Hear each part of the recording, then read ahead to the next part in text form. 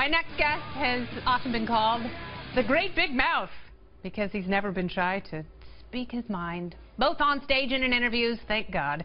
He's taken his signature combination of humor and outrage and aimed it at us in his new book, America 51, a probe into the realities that are hiding inside the greatest country in the world. Here to chat about the book and his new album, the frontman from Slipknot and Stone Sour, which is on tour right now, Corey Taylor. Hello. Welcome to the show. Very smart timing the release of your book with the beginning of the Stone Sour tour. Yeah, it's honestly, that was just kind of a happenstance, but I'll take it. Yeah. It just doubled my workload, though, so there you go. So there's a lot of divisiveness when you talk about politics. Yeah. Nowadays, you're obviously very interested in politics, and you love your country, which Absolutely. I think is fantastic because there are a lot of people who sort of cast a negative eye on our political system and badmouth it. True, very true. And I think that's, when you get down to it, they're using those freedoms in a way to try to make their point across, but not appreciating the fact that they're living in a country where they can actually do that.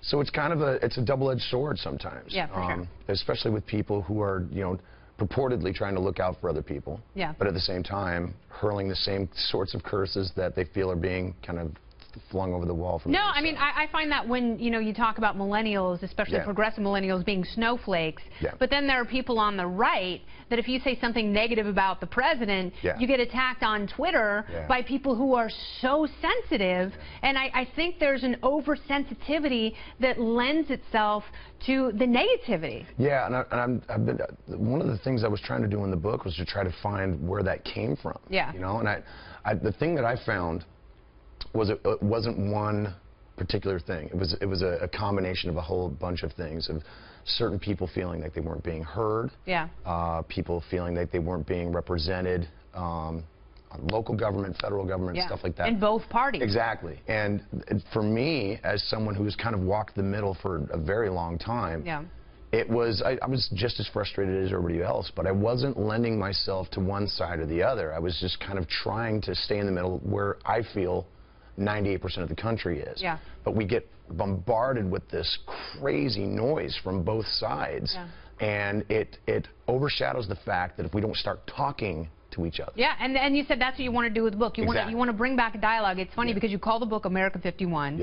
You live in Vegas, which is in Nevada, which is near Area 51. Oh, yeah. I think it's much more fun to be a conspiracy theorist and be obsessed with aliens than to have to deal with the political reality. Very much so. Like it's and some of the, because it's so much more creative.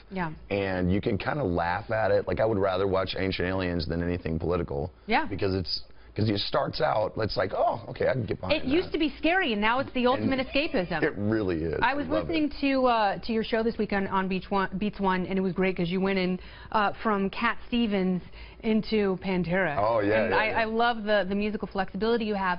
I wanted to talk to you about Chester Bennington because I know you guys are close, and you dedicated your show to him, and his death affected me in a way. I've known Chester for many years, and it was so crushing because, this is such a sweet person, a sweet soul, and you have to stand back, and you're the one who takes stock in all of this stuff. It was, I was just as blindsided as everybody was, and I mean, I'd just spoken to him like a few weeks before, and how did he sound? He sounded fine. He sounded great, like, that's what I miss, is the fact that I'm not going to be able to hang out with him. I'm not going to be able to make music with him again. I'm not going to be able to share the stage, and with what a talent, But I started kind of doing it after Chris died.